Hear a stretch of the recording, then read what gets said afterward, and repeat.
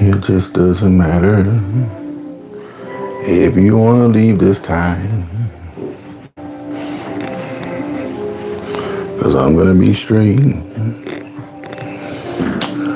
Whatever you decide this time, don't want no dead weight.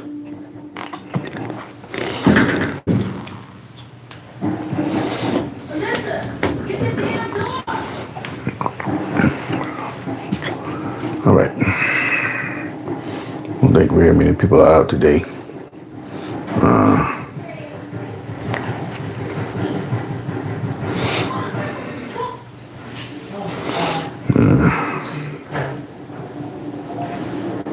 Look, Will, he should say, do you know what happens to people in my country who do not pay their bills? Yes, but you know what happens? You don't pay your rent. Give me my money so I can live.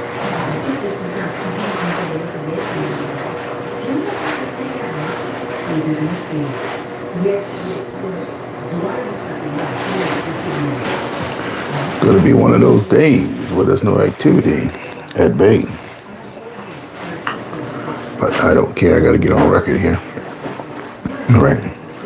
Someone came in out of 60 games. I'm sitting on 51-9. All right. Got to think about what I was up to here. All right. Let me go ahead and get started here. All right. This is Sports for Real with Coach Hall. I had to come in for a late broadcast.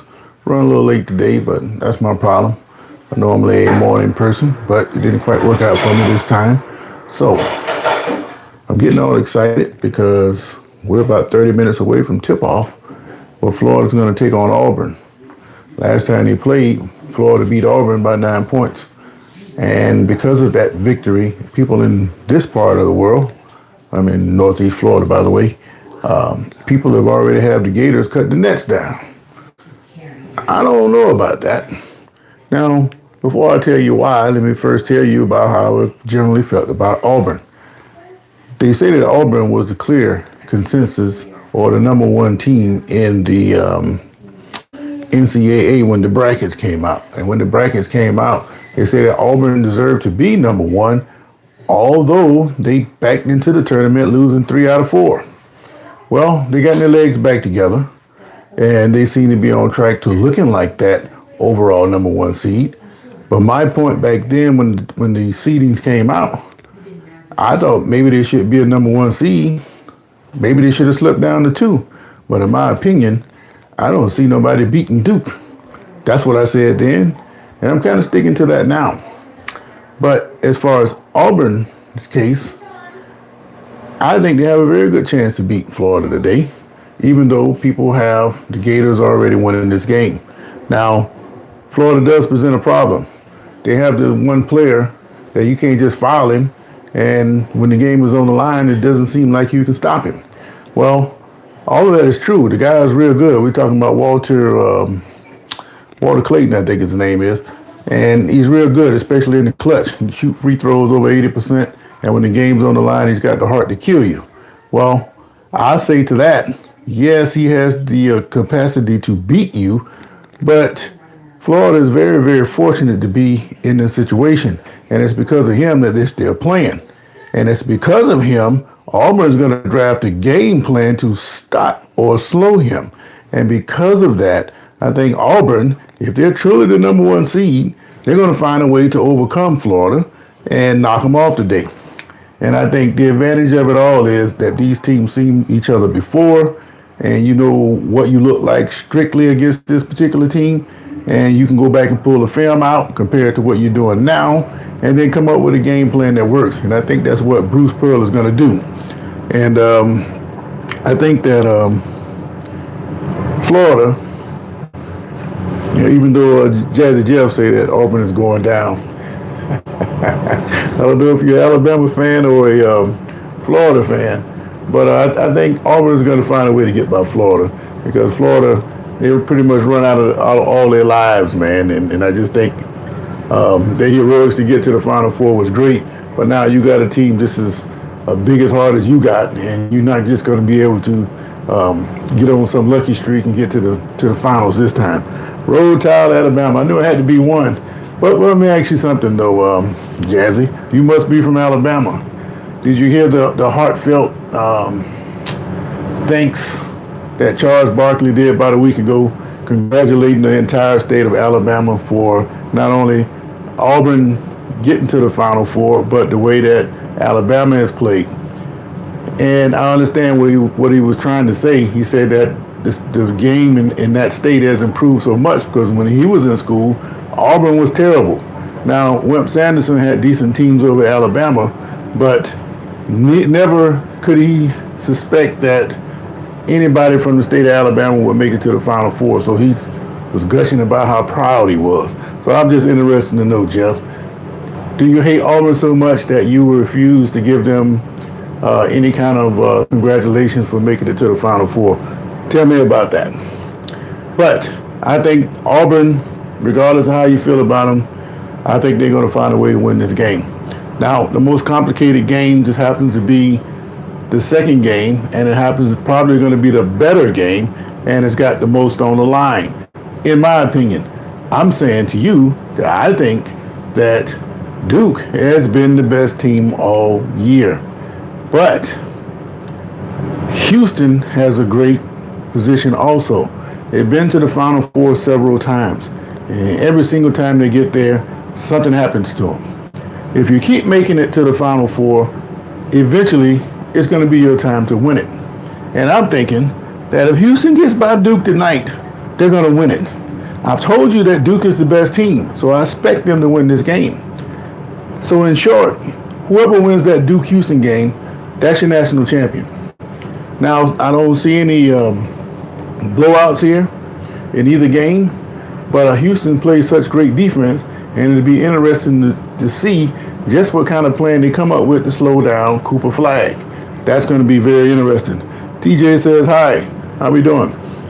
So I like to see what they can come up with to slow down Cooper Flagg. But Cooper Flagg doesn't have to score a whole lot of points for Duke to be hitting on all cylinders. But if he is scoring a lot of points, like Walter Clayton, then Duke is going to be pretty much unstoppable. They're going to run you right off the court. And Houston, they're not really known as a scoring team. They want to slow it down and don't turn the ball over very much and stay consistent. You know, they're going to be methodical in what they do. But I don't think that if Houston was to fall down by 10 or 12 points, especially against a team like Duke, I don't think they're going to be able to catch up. So it's going to be interesting to see how well Houston shoots. And can they not continue to not turn the ball over the way they've been doing it all year long? If they can do that, they stand an excellent chance to knock off Duke. But again, it's in my opinion that Duke is the best team. And if anybody's going to beat Duke, it's going to be this Houston squad. So I'm telling you right now, 51-9 coming into this Final Four, I think that Duke is going to win it all. So I'm going with Duke tonight, and I'm going with Auburn. And then in the championship game, well ahead of the time, I'm telling you, whoever wins that second game is going to win it all. All right, Jeff. Yes, because we are a better Alabama team, and there's no room for two Alabama teams, either in football or basketball. Well, I appreciate your honesty, man. This Red for Lou says, where do you live? I live everywhere. You're in Albania, we're in the United States. Okay, I appreciate you signing in from Albania. So the question is, will Auburn survive Florida? If you like Jazzy Jeff, you're hoping they don't survive Florida. But I met a guy from, he's a Florida fan last week, because I do ride shares. And he tells me, even though he's a Gator, everybody else in the SEC is fine. But for whatever reason, he hates Tennessee. He wouldn't go into detail, but he say, man, I hate Tennessee. And I'll leave it at that. So it's always good to have hate for one of your rivals, as long as it doesn't spiral out of control. I'm going to leave that one alone. I started to go somewhere else with that Alabama-Auburn thing. But I think this guy, Cooper Flagg, is the truth. And as much as he wants to come back to college next year, I don't think it'd be better for him to just go on to the pros and make some of that money they're making. As you know, they got that TV contract that's coming down, and they're talking about paying. Somebody's going to start getting billion-dollar contracts, as in over $100 million a year. Now, if you're going to pay that kind of money, they got a couple stars now that should probably be making that kind of money. Even though I don't think nobody really deserves that, but if the owners are making that kind of money, you got to spread it down to the players, just like what you see with the NIL in college. But Jokic is one. A couple other players deserve that money, and they're going to get it. Now, on the downside of basketball, this guy John Morant, he's back in the news again. He's making these gun symbols as he pointed at the opposing teams. Now, it's all in fair play. He's not really trying to shoot at anybody, but the optics don't look very good, especially for somebody like him. This guy here has been in trouble for gun possession, and then now you want to make gun gestures on the court, and when asked about it, you say you don't care. So that's kind of troubling, because what's going to end up happening is he's going to find himself out the league. And the next time he get himself in trouble, and the way he's carrying on, he's probably going to end up getting himself in trouble again, and he's going to find himself out the league. And that's kind of unfortunate, because the guy's starting to play some good basketball. As you know, the Grizzlies, they fired their coach with 10 games left in the season, and ever since that happened, he's been playing better basketball. So I don't know if that's the effect of all that or not, but it's unfortunate that now he's starting to play better basketball. He starts to do these gestures that are out of place. And keep an eye on the Morant downfall, because if he continues, that's coming. All right, Chicana Toad says, sorry, but sports are scripted. Well, I keep hearing that. And if, let's just say the Final Four is scripted, who has the better story? Do you like the freshman Cooper Flag? The Walter Clayton bringing the Gators back every time? Houston, who can't seem to survive in the Final Four, but they play great defense and don't turn the ball over? Or Auburn, the overall #1 seed who backed in and found themselves to win the championship? Which storyline do you go with there, Mr. Toes? Anything you bet on Vegas controls? Well, unfortunately, I'm starting to think the same about a lot of that. I started fooling around with those parlays just because I'm not a gambler. But I've been noticing that whatever the line is, they may pull a player out of the game with 10 minutes left, and he's right on the line where he's supposed to be. Either he's going to get over it or he's not. They will pull a guy, or they won't play him at all. So you have to wonder at times, are these games really rigged?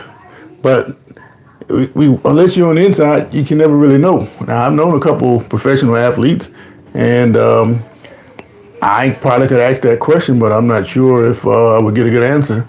Secondly, if it is rigged, they've signed some non-disclosure agreements to let people know, let them know that they can't talk about it.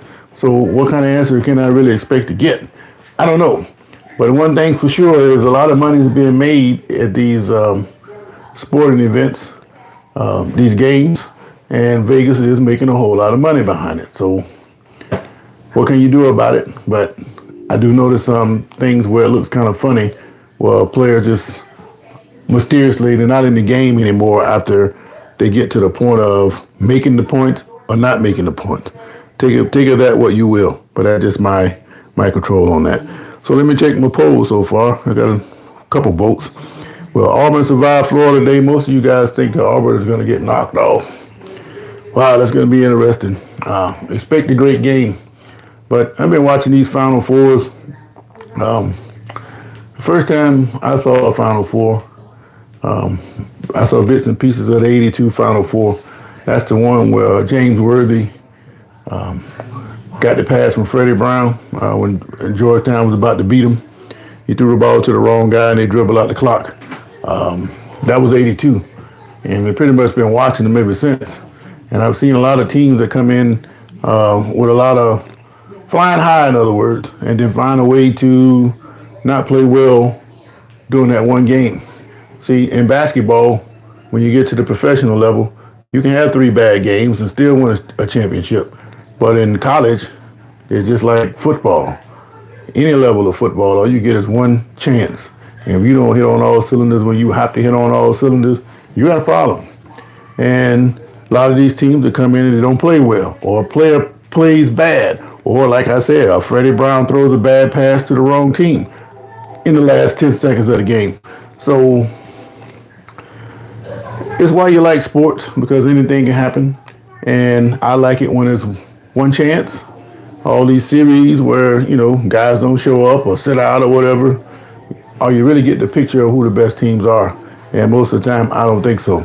So in these one game shots, who knows who's going to show up? See, like Clayton, everybody's giving him all this credit for bringing his team and keeping his team alive in these games, but he might just have a bad day today. And if he does, what's Florida going to do?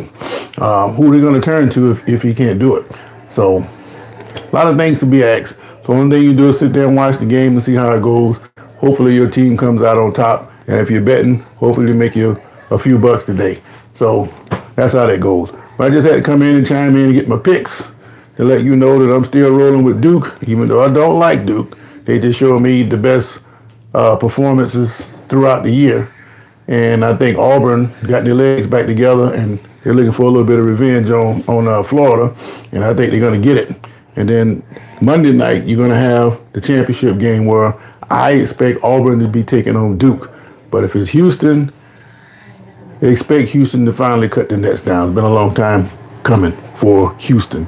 So now tomorrow, there's a tragic story out of Texas. I don't know if you guys have been paying attention to the news, but you had a high school track meet out there in Texas. If you're familiar with the Dallas Cowboys, Frisco is where they have their facilities, and that independent school district, they allow them to use that.